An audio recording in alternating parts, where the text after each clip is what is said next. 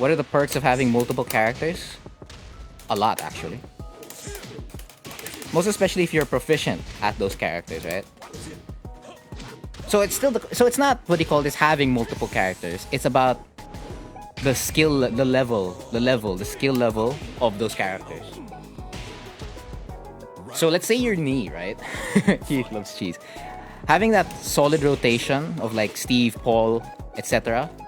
Devil Jin, you know, his mainstay rotations in tournament.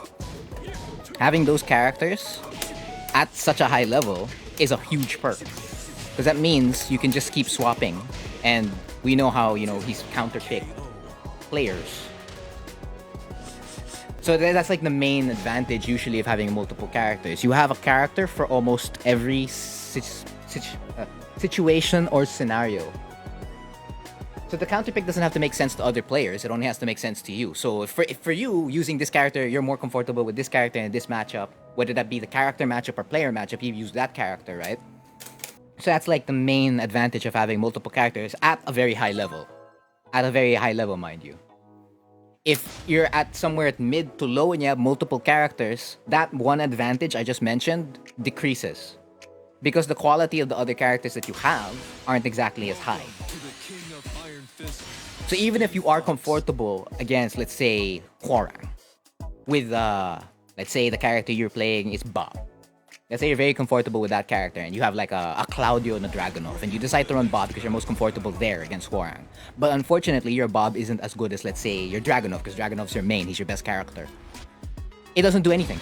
It doesn't do as much. Because the quality of the character or your level with the character isn't high.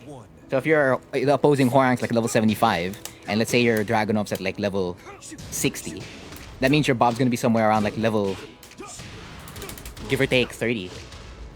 And that's not gonna help you against like someone who is pretty good. So it's like, what matters is the quality of said characters. So that's like the main perk of having multiple characters. It's the ability and comfortability to swap to any character depending on the situation. For you, whether you want to do it, of course, objectively on paper stuff, like okay, this character has this character is a bad matchup for this, or this character is a bad matchup for this player on this character, etc. Aside from that being the main advantage, one potential con is that if you aren't, what do you call this? Flexible. Like let's say you can play multiple characters, okay, but let's say you're not flexible in the moment. By flexible in the moment, I mean like adapt in an instant. Like, okay, I swap to this character so I remember my moves, my punishes, and my combos. Like, I don't mess it up with another characters. It's a matter of if you're able to remember the stuff immediately, which I would kind of pretty much expect at a high level for a high level player to do. But of course, it doesn't mean it doesn't happen. It still does. So like, if you have like there's multiple characters, so that's a lot of information all over the place. So like, hopefully you don't get confused. Technically, again, you can connect that to the flexibility and adaptability of just like swapping immediately, right?